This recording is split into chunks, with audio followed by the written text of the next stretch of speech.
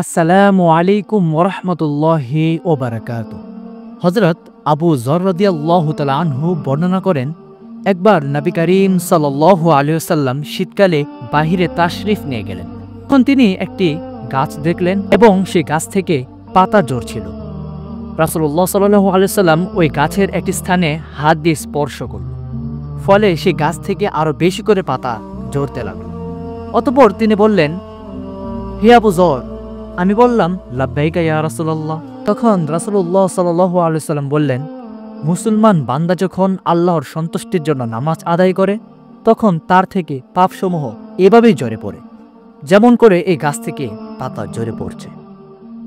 সুতরাং এই কথা দ্বারা বোঝা যায় যে নামাজের অনেক ফজিলত রয়েছে। আল্লাহ পাক রব্বুল আলামিন সূরা হুদের 114 নং আয়াতে বলেন, আকিমিস সালাতা তারাফাইন নাহারি ওয়া যুলাফান মিনাল লাইল ইন্নাল হাসানাতি ইউযহিবনাস সাইয়্যাত যালিকা যিকরা লিয-যাকিরিন।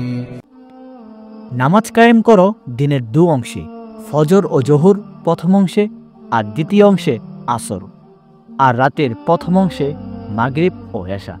নিশ্চয়ই পূর্ণ কাজসমূহ পাপকে দূর করে দেয়। আল্লাহ পাক রব্বুল আলামিন আমাদের সকলকে 5 ওয়াক্ত নামাজ জামাতের সহিত পড়ার তৌফিক দান করুন। এমন আরও ভিডিও দেখতে চাইলে আমাদেরকে কমেন্টে জানাতে পারেন। সকলকে ধন্যবাদ। আসসালামু আলাইকুম ওয়া রাহমাতুল্লাহি ওয়া বারাকাতুহু।